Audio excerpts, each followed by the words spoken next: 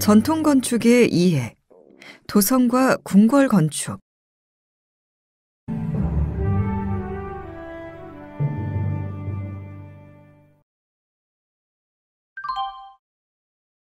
우리가 일반적으로 부르는 궁궐은 궁과 궐의 합성어로, 궁은 원래 커다란 방을 지칭하였고, 중국에서는 지난 시대로 접어들면서 황제가 거주하는 전문 명사로 사용되었습니다. 궐은 궁전, 해자, 사묘, 능묘 입구에 세워진 표지로 위엄을 상징하는 망로의 성격을 지니고 있었으며, 중국에서는 궁궐이라 부르지 않고 장안성, 자금성 등의 명사로 불리어지고 있습니다. 기록으로 전해오는 최초의 도성 기록인 주나라 주례고공기 3예도 도성제도에는 장인이 도성을 만들 때 그 규모는 한 변의 길이가 구리이고, 각 면에는 3개의 문을 두고 가로 세로에는 각각 9개의 도로를 만들어 도로의 폭은 구량의 수레가 지나갈 수 있도록 해야 하고, 왕성의 좌측에는 종묘를 두고 우측에는 사직단을 두며 성의 앞쪽에는 조정을 두고 뒤편에는 시장을 배치한다고 하였습니다.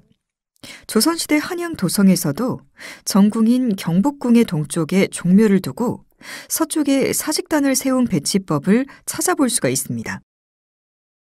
그럼 이번 시간에는 삼국시대 궁궐 유적과 그 특징, 현재 남북한 학자들이 공동으로 발굴하고 있는 개성 만월대 유적의 공간적인 특징에 대해 자세히 알아보겠습니다.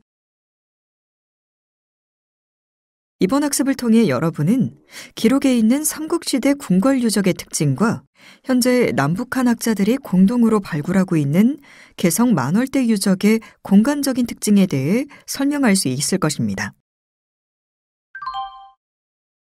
기원전 1세기 이후 한반도에서는 강력한 중앙 집권을 바탕으로 고구려, 백제, 신라의 삼국 고대 국가가 성립하게 됩니다. 이에 따라 각국은 문화와 경제의 중심이자 왕이 사는 도성과 궁궐 등 건축물을 본격적으로 조형하여 고대 건축 문화의 중심으로 발전하였던 것으로 추정이 됩니다. 이번 시간은 삼국시대에서 고려시대에 이르기까지 남아있는 유적을 바탕으로 도성과 궁궐의 축조 방식과 배치에 대한 내용을 살펴보도록 하겠습니다. 고구려가 처음 도읍을 정한 곳은 비류강 유역의 졸본성으로 알려져 있으며, 유리왕 22년 선도한 국내성은 지금의 중국 길림성 지반 시내가 되겠습니다.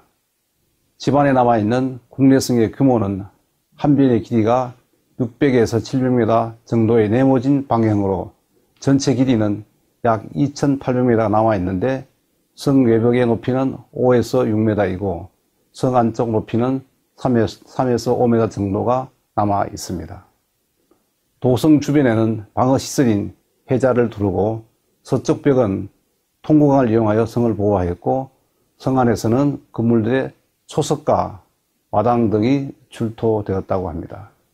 이 국내성은 모두 돌로 쌓은 석성으로 돌과 흙을 섞어 쌓은 토성 혼축성인 평양의 안악궁성과 대조를 이루고 있습니다. 평양 대성산 기슭에 있는 안악궁은 고구려 장수왕 15년에 평양으로 수도를 옮기면서 대성산 기슭에 건립한 약 610m의 방형 궁성입니다. 성벽의 높이는 약 5m이며 성벽의 아래쪽은 9m 폭으로 성벽 내외에 성석을 쌓고 그 속에 진흙을 다져 적심을 넣은 구조로 알려져 있습니다. 특히 남쪽 성벽에는 주나라 주례고공기의 도성제도 배치와 같이 남쪽에는 3개의 문지가 있음을 알 수 있고, 내모서리에는 강루지가 있으며 북쪽으로부터 물을 끌어들여서 남쪽에서 동쪽으로 흘러가게 하였습니다.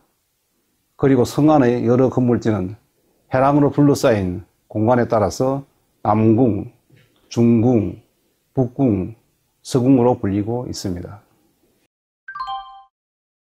백제는 기원전 18년 온조왕이 위례성에서 건국하여 문조왕 원년인 서기 475년에 지금의 공진 웅진으로 천도하였고 성왕 16년에는 다시 지금의 부여로 천도하여 사비시대로 이어졌습니다. 초기의 도성으로 추정되는 서울 송파구에 위치한 풍납토성은 서쪽으로는 한강을 끼고 충벽 대지상에 구축한 순수 평지 토성으로 그 면적은 12만 1325평방미터이고 둘레는 약 2250m에 달하고 있습니다.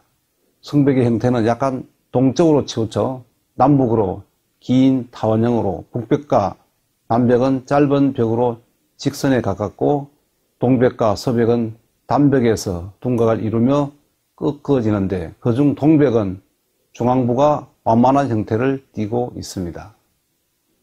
성벽의 너비는 30에서 40m 정도인데 가장 넓은 곳은 70m에 이르고 복원된 북벽의 높이는 11.1m, 미복원된 남쪽과 동벽의 높이는 약 6m 정도로 이 풍납토성의 발굴 결과는 향후 백제 초기의 위대성과 관련하여 학계에 많은 관심이 집중되고 있습니다. 이 토성은 1925년 을충년 대홍수 때 일부 유물이 발견되었고 1964년 서울대학교의 시굴조사가 있었으며 1997년에는 선문대학교 풍납토성 학술조사단에 의해 아파트 재건 건축공사 현장에서 백제 토기 등 유물이 확인되었습니다. 이에 1999년부터 국립문화재연구소에 의하여 긴급 발굴조사가 진행되어 성벽의 축조 방법이 확인되었는데 성벽 가장 아래쪽에는 뻘을 깔아 기초를 다지고 하부 폭 7m, 높이 5m 정도의 사다리꼴 모양으로 토축을 쌓아 제일 윗면에는 강돌을 한 겹씩 깔아 단을 쌓은 것으로 보입니다. 토성은 현재 한강변의 서벽을 제외하고 북벽과 동벽, 남벽 등이 남아있고 북벽 446m 구간은 이미 복원 정비가 완료되어 있습니다. 백제가 수도를 한성에서 현재 공주로 천도한 시기를 웅진시대라고 합니다. 웅진시기의 도성으로 추정하고 있는 현재의 공산성은 동북쪽으로 금강을 끼고 주위에는 비교적 험준한 산들로 둘러싸인 전년요새 같은 산성으로 중앙의 높은 평지에 여러 동의 그물지와 유물이 발견되어 이곳을 궁궐터로 추정하고 있습니다. 이 성벽은 본래 흙으로 쌓은 토축성이었으나 조선시대 개축 때 석성으로 쌓은 것들이 대부분 남아있고 남쪽의 진남루와 북쪽의 공북루는 그 위치를 지키고 있으며 동문과 서문은 그 틈만 남아 있습니다. 성벽의 둘레는 약 2.2km로 대부분 석성으로 높이와 너비는 일정하지 않지만 높이는 1m 내외이고 기저부의 너비는 8.5m, 윗면의 너비는 3m 정도입니다. 건년에는 기록에 나타나는 인묘각을 복원하기도 하였습니다. 백제가 수도를 웅진에서 지금의 부여로 천도한 시기를 사비시대라고 합니다. 부여지방은 수도 사비를 보호하기 위한 외곽 방어시설로 부소산성 일대를 중심으로 정림사지에서 공남지로 이어지는 남북 축선 외곽으로는 나성을 둘렀습니다. 이 나성의 축성연대는 성왕대인 523년에서 554년으로 보고 있으며 현재 부소산성의 동부근을 기점으로 해서 동쪽으로 약 500m 지점에 있는 청산성을 거쳐 논산 방향으로 가는 동문지와 공주로 통하는 북문지가 확인되었습니다. 동문지 주변의 나성 단면은 기저부가 13m이고 윗면으로 올라갈수록 좁아져 상부는 4m 정도인데 그 높이는 5.2m로 항토로 겹겹이 쌓아서 올린 판적 구성 기법은 백제인들의 섬세한 토목기술을 잘 보여주고 있습니다. 그리고 성 안쪽으로는 경사진 지면을 이용하여 계단을 만들어 통로를 만들고 그 이 주변에서 제일 높은 필서봉으로 오르게 하였는데 필서봉에는 횃불을 올렸던 봉수대와 그물터가 남아 있습니다. 또한 부소산성 남쪽에는 사비시대 왕궁을 비롯한 많은 민가가 있었을 것으로 추정이 되는데 발굴조사에서는 대형 건물지, 창고시설, 배수시설 등은 확인되었지만 아직까지 완공터는 발견되지 않고 있습니다.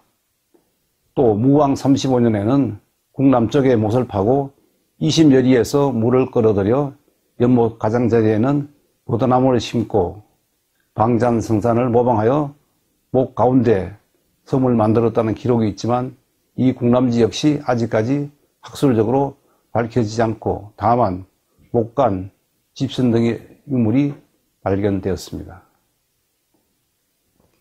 신라는 기원전 57년 박해거세가 경주 남산 서쪽 기슭인 고고천에 궁실을 지었다고 하며 기원전 37년에는 금성을 축조하였다는 기록이 동경작기에 수록되어 있습니다.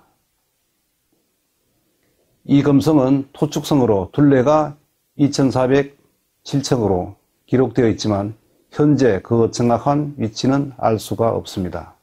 그리고 파상 22년에는 월성을 축조하였는데 그 위치는 현재 경주박물관 북쪽에 있는 구릉지로 국립경주문화재연구소에 의해서 발굴조사가 진행 중에 있습니다.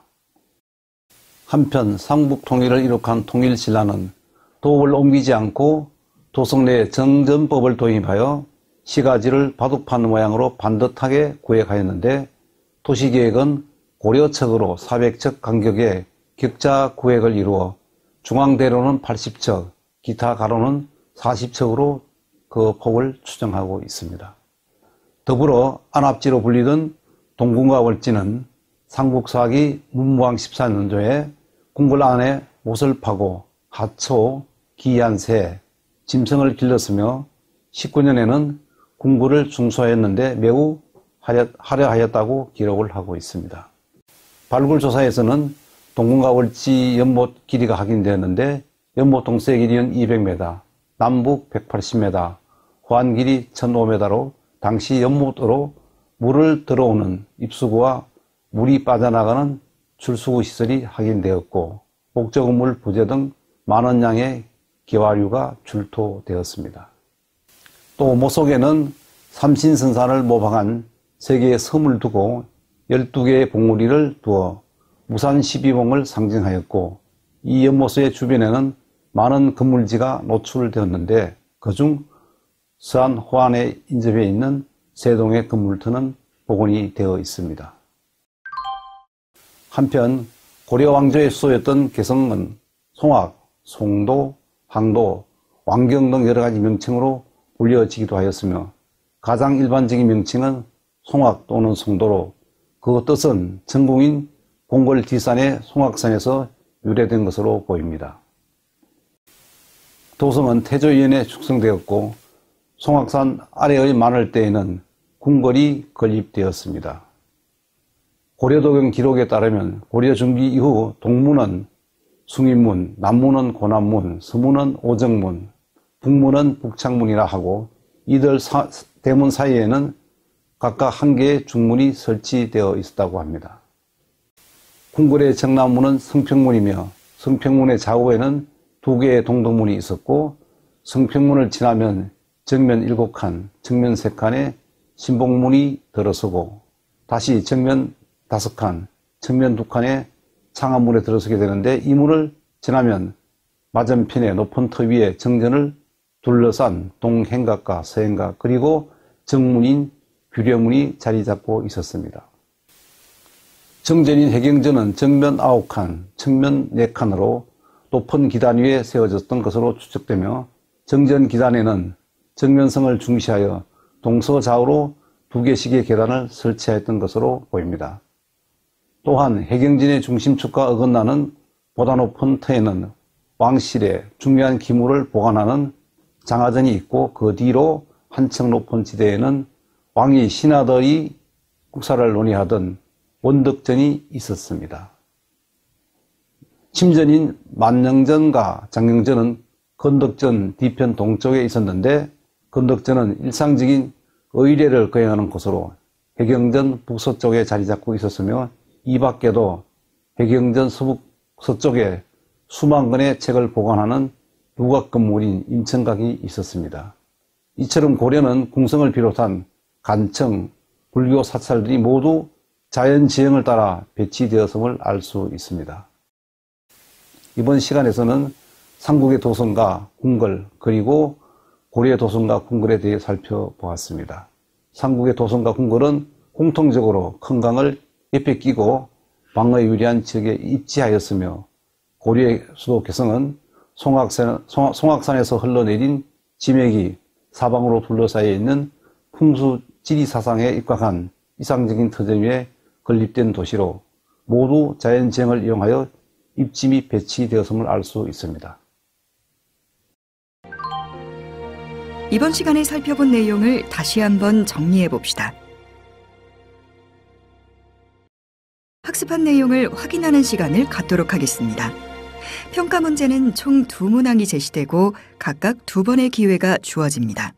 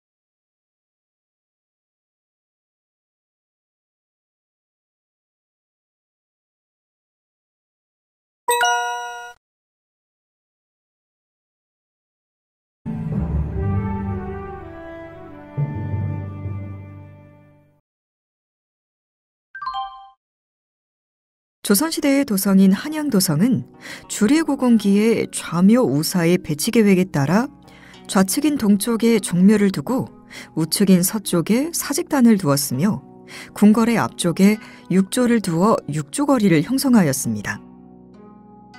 또한 풍수지리에 따라 북현무인 주산을 북악으로 하여 좌청룡의 낙타산, 우백호의 인왕산, 남주작인 목멱산의 능성에 따라 축조되었습니다. 더불어 성곽에는 동서남북으로 4대문을 배치하고 각각의 방위에 사소문을 두었습니다. 도성 내에는 정궁인 경복궁을 비롯하여 동궐인 창덕궁과 창경궁, 서궐인 경희궁, 그리고 경운궁이 건립되었습니다. 경복궁은 조선의 법궁으로서 전조 후침 3문3조의 원칙에 따라 치조, 외조, 연조의 영역을 구성하였습니다. 반면 창덕궁은 이궁으로 자연지세를 따라 건물을 배치하였으며 특히 비원으로 불리는 후원은 우리나라 궁궐조경의 특징을 잘 보여주고 있습니다. 창경궁은 조선 초기 별궁으로 대비를 모시기 위한 전각으로 지어졌는데 자연지형에 따라 건물을 배치하였기 때문에 정전인 명전전은 동양을 하고 있는 것이 특징입니다. 그럼 이번 시간에는 한양 도성의 영건 배경과 그 특성, 조선시대 각 궁궐의 건축 공간적 특징에 대해 자세히 살펴보도록 하겠습니다. 이번 학습을 통해 여러분은 한양 도성의 영건 배경 및 그 특성, 그리고 조선시대의 각 궁궐의 건축 공간적인 특징에 대해 이해할 수 있을 것입니다. 조선시대 도성은 한양도성입니다. 태조 이성계는 조선을 개국하면서 천도를 계획하게 되는데 새롭게 건설된 한양도성은 고려시대부터 뿌리 내린 풍수지리 사상에 입각한 터전으로 유교적 통치 질서에 따라 종묘와 사직, 궁궐과 시장, 도로가 계획된 도시입니다. 이번 시간에는 오늘날 대한민국 중심인 서울로 둘러싸인 서울 성곽과 도심 곳곳에 배치되어 있는 종묘, 사직, 궁궐에 대해 살펴보도록 하겠습니다. 한양을 둘러싼 성곽은 태조 4년 윤 9월에 도성도감을 설치하여 태조 5년 축성공사에 착수하게 됩니다. 영건공사는 봄공사에서 이미 거의 성을 쌓았고 가을 공사에서는 미진한 곳과 보수 등으로 도성이 마무리되었습니다. 축성 당시 성곽의 둘레는 59,500척으로 600척을 한 단위로 하여 97구간으로 나누고 구역마다 천자문의 좌우를 표시하여 백악산의 동에서부터 각 공사구간에 판사, 부판사 등 12명을 임명하여 민정을 독려하고 견고하게 축성하도록 하였습니다. 완성된 성의 남문은 숭례문, 동문은 흥인지문, 서문은 돈의문, 북문은 숙적문이었고 남동쪽의 강의문으로 수문이었으며 남서의 소동문, 북서의 창의문, 북동의 홍화문을 배치하였습니다. 그림으로 전해오는 수선전도와 18세기경에 그려진 도성지도에는 자청형 우백호의 지형이 잘 나타나 있으며 주례고궁기의 자조우사 배치 계획을 따라 전궁인 경복궁의 좌측에 종묘가 있고 우측인 서쪽에 사직단을 배치하였음을 알 수 있습니다. 다음은 종묘와 사직단에 관한 내용입니다. 종묘는 조선시대 역대 임금의 신의를 모신 사당입니다. 신의는 건물 한 칸에 한 분의 신의를 모셨는데 창건 당시에는 7칸 평면 규모였습니다. 그러나 세종 시기에 이미 신실이 부족하여 별도 건물인 영양전을 지었고 16세기 말에는 다시 종묘 정전을 11칸으로 확장하였으며 고종 7년에 다시 확장하여 현재 건물 규모인 19칸이 되었습니다.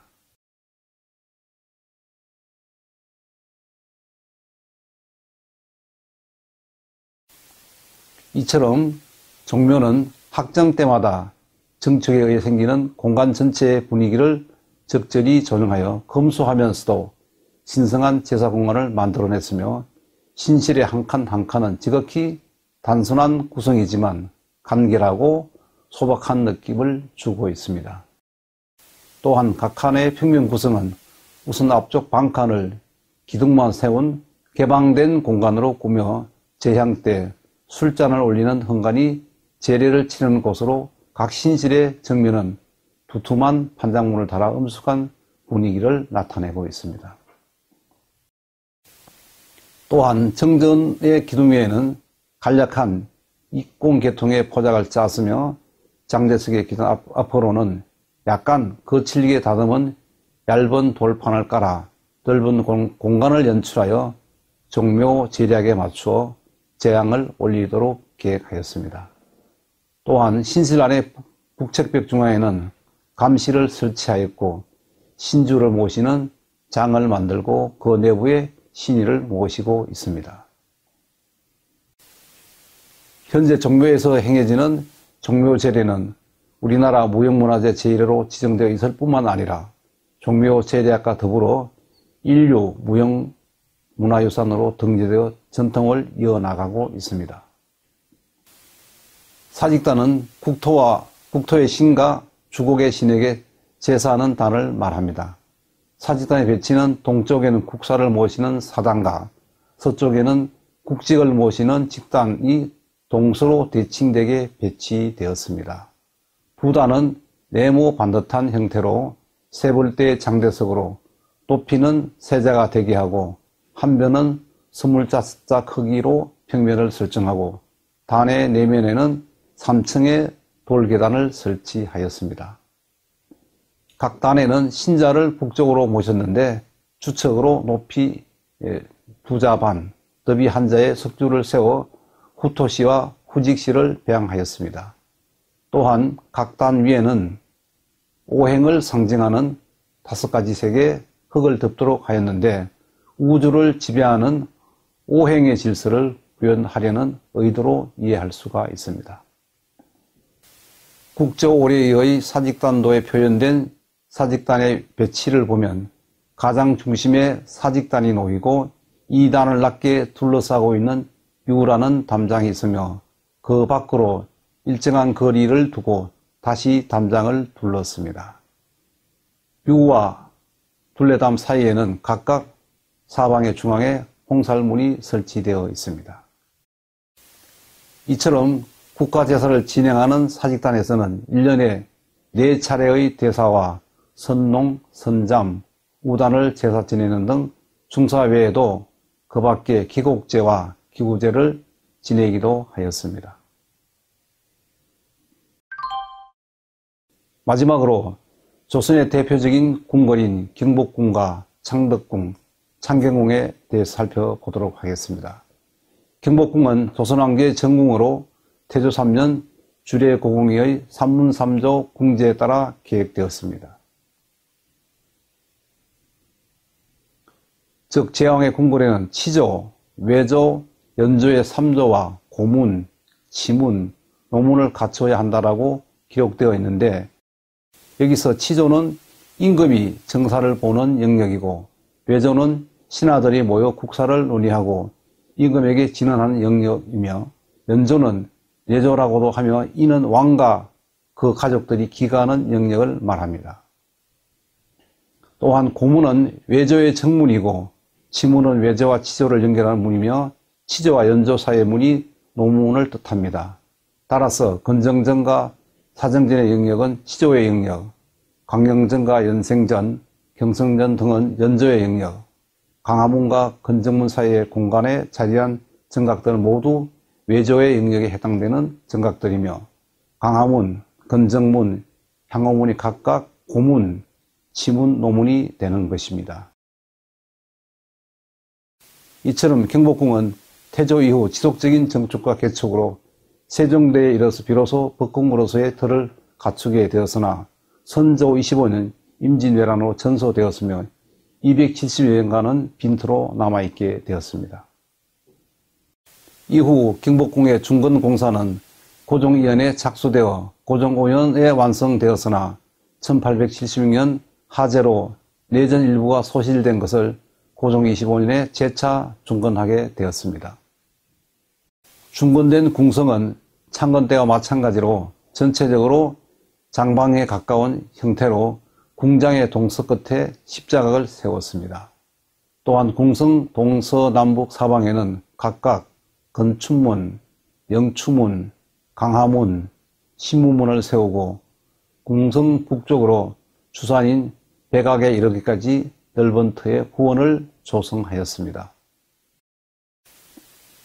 이처럼 전체적인 궁궐의 공간 구성은 삼문삼조의 궁궐 체제를 갖추고 남북 일직선상에 정전, 정전인 건정전과 편전인 사정전, 침전인 강영전과 교태전을 두어 창건 때의 기본 골격을 그대로 재현하였으며, 앞부분에 정치와 관련한 시설을 두고 뒤에는 침전 및 생활 공간을 두어 전조후침의 원칙을 충실히 반영하였습니다. 그러나 일제강점기인 1917년 창덕궁 재건의 명목으로 일본인들이 대부분의 정각을 헐어 훼손하게 되었습니다. 이에 따라 1980년대 후반 발굴조사를 통하여 건물지 유고를 확인하고 복원계획에 의하여 강령전, 교태전 등 침전공간이 복원되었으며, 흥례문 자리에 세워졌던 조선 총독부가 철거되면서 2001년 10월 26일 흥례문이 복원되었으며 차례로 궁성 영역이 복원되어 가고 있습니다. 창덕궁은 태종이 이궁으로 지었으며 도성 북쪽의 한 봉우리인 응봉을 주산으로 자연지세를 따라 건물을 배치시킨 것이 전궁인 경복궁과 대조가 됩니다. 궁의 남서쪽에 있는 정문인 도나문을 들었으면 오른쪽으로 이어지는 동선을 따라 직각으로 돌아가는 진입로가 이어지는데, 금천교를 지나면 진선문이 나오고 이 문에서 다시 굴곡된 관람로를 따라가면 남향안 인정문과 정전인 인정전이 마주치게 됩니다.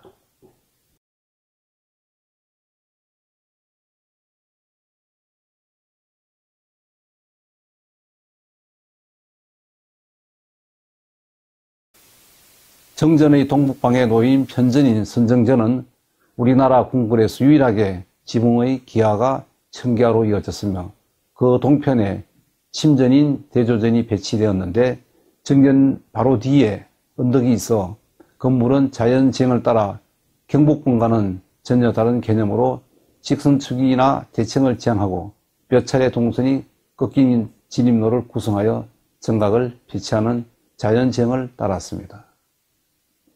1592년 임진왜란이 일어나면서 도성 안의 새 궁궐이 모두 불에 타버렸고 궁의 복구는 15년이 지나서 겨우 착수되었으며 이 궁이었던 창덕궁이 경복궁을 대신하는 공간이 되었습니다. 중건된 창덕궁은 궁궐의 위치나 기본적인 건물 구성, 정강의 명칭 등은 거의 소실 이전의 모습을 따랐고 비원으로 불리는 창덕궁의 후원은 주암루, 부용정, 예련정, 태극정, 청의정, 소요정 등 건물과 어우러져 우리나라 궁궐 조경의 원형을 잘 나타내고 있습니다. 창경궁은 본래 태종이 세종의 왕위를 양위하면서 거찰 궁토로 지은 수광궁으로 연건되었습니다. 이후 1485년 수광궁 곁에 대비들을 모시기 위한 별궁이 조성되었으며 조선시대에는 창덕궁과 연결되어 동궐로 불리면서 실질적으로 하나의 궁궐 역할을 하였습니다.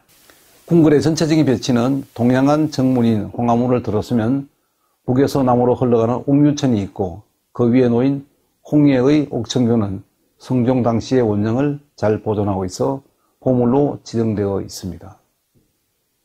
옥천교를 지나 명정문을 들었으면 아담한 올대 위에 정전인 명정전이 배치되었는데 이 건물은 조선시대 궁궐의 정전 중에서는 최고로 오래된 다폭의 팔짝 지붕 건물입니다.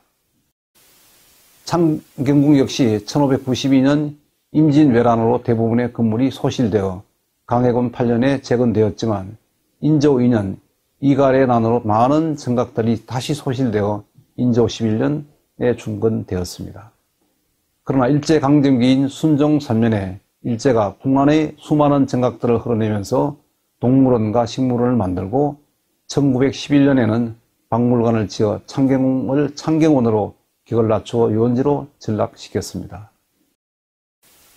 이후 1980년대에 들어서면서 창경궁 복원계획이 수립되었고 창경원 시절의 동물원을 가천 대공원으로 옮기면서 명전전 건역의 편전인 문정전, 빈양문 등 주변 월랑이 복원되면서 1986년 창경궁으로 원래의 기능을 회복하게 되었습니다. 이 밖에도 조선시대 궁궐로는 경희궁과 덕수궁이 있습니다.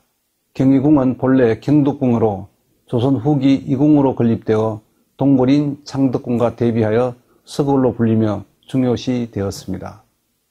또한 덕수궁은 조선 후기에 사용된 궁궐로 국내에는 정가는, 돈덕전 등 서양식의 여러 건물이 들어서 있었습니다.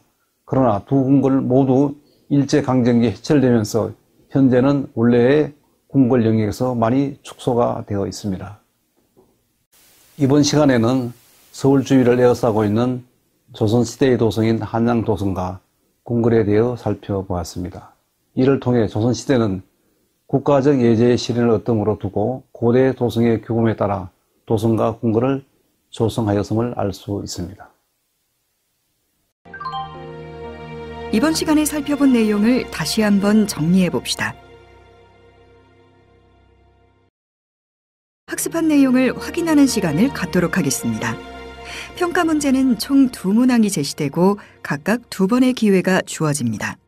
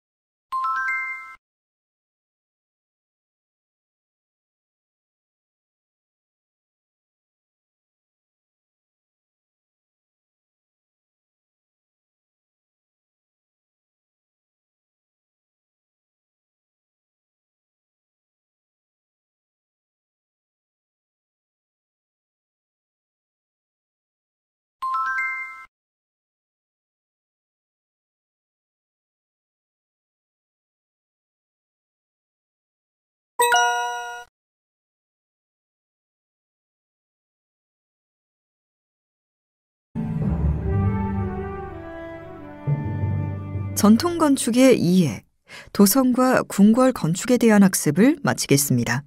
수고하셨습니다.